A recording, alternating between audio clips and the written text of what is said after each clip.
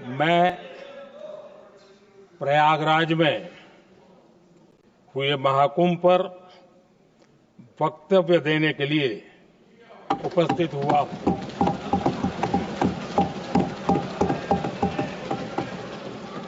आज मैं इस सदन के माध्यम से कोटि कोटि देशवासियों को नमन करता हूं, जिनकी वजह से महाकुंभ का सफल आयोजन हुआ। महाकुंभ की सफलता में अनेक लोगों का योगदान है। मैं सरकार के, समाज के सभी कर्मयोगियों का अभिनंदन करता हूं। मैं देश भर के श्रद्धालुओं को, यूपी की जनता, विशेष तौर पर प्रयागराज की जनता का धन्यवाद करता हूं। मैंने लाल किले से सबका प्रयास के महत्व पर जोर दिया था। पूरे विश्व ने महाकुंभ के रूप में भारत के विराट स्वरूप के दर्शन किए। सबका प्रयास का यही साक्षात स्वरूप है। ये जनता जनार्दन के संकल्पों के लिए, जनता जनार्दन की श्रद्धा से प्रेरित महाकुंभ था। आदरणीय अध्यक्ष जी, महाकुंभ में हमने हमारी राष्ट्रीय चेतना के जागरण के विराट दर्शन किए हैं। ये जो राष्ट्रीय चेतना है, ये जो राष्ट्र को नए संकल्पों की तरफ ले जाती है, ये नए संकल्पों की सिद्धि के लिए प्रेरित करती है। महाकुंभ से अनेक अमृत निकले हैं। एकता का अमृत इसका बहुत पवित्र प्रसाद है।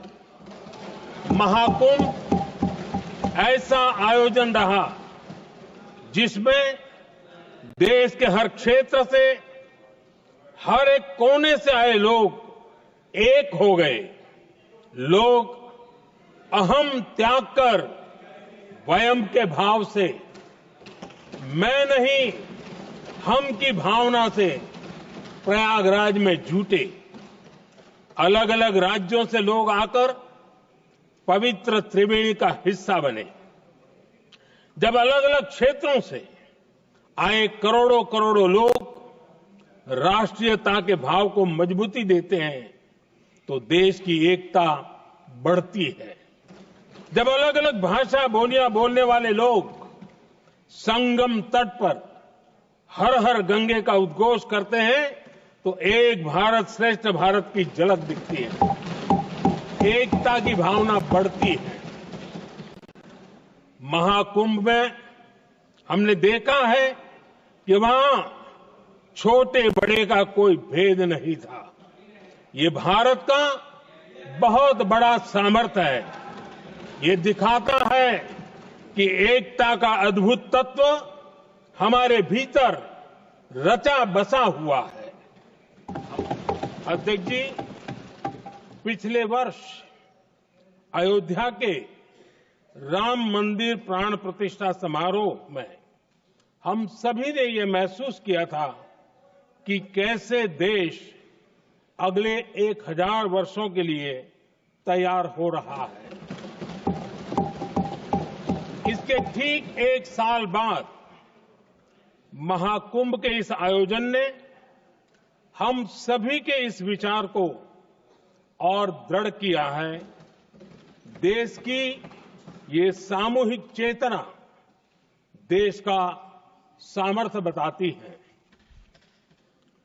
किसी भी राष्ट्र के जीवन में, मानव जीवन के इतिहास में भी अनेक ऐसे मोड़ आते हैं जो सदियों के लिए, आने वाली पीढ़ियों के लिए उदाहरण बन जाते हैं। हमारे देश के इतिहास में भी ऐसे पल आए हैं जिन्होंने देश को नई दिशा दी, देश को झकझोर कर जागृत कर दिया। जैसे भक्ति आंदोलन के कालखंड में हमने देखा कैसे देश के कोने कोने में आध्यात्मिक चेतना उभरी। स्वामी विवेकानंद जी ने शिकागो में एक सदी पहले जो भाषण दिया, वो भारत की आध्यात्मिक चेतना का जयघोष था। उसने भारतीयों के आत्मसम्मान को जगा दिया था। हमारी आजादी के आंदोलन में भी अनेक ऐसे पड़ाव आए हैं। 1857 का स्वातंत्र संग्राम हो, वीर भगत सिंह की शहादत का समय हो, नेताजी सुभाष बाबू का दिल्ली चलो का जयघोष हो, गांधी जी का दांडी मार्च हो, ऐसे ही पड़ावों से प्रेरणा पाकर भारत ने आजादी हासिल की। मैं प्रयागराज महाकुंभ को भी ऐसे ही एक अहम पड़ाव के रूप में देखता हूं, जिसमें जागरूक होते हुए देश का प्रतिबिंब नजर आता है।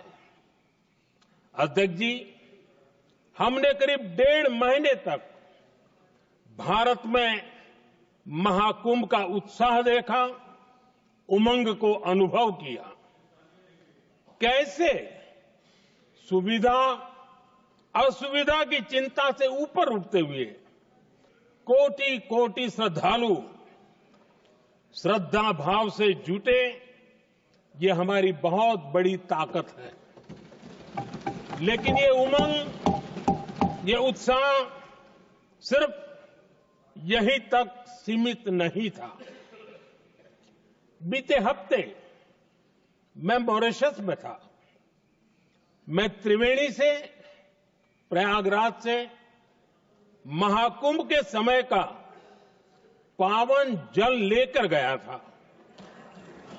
जब उस पवित्र जल को मॉरिशस के गंगा तालाब में अर्पित किया गया, तो वहां जो श्रद्धा का, आस्था का, उत्सव का माहौल था, वो देखते ही बनता था।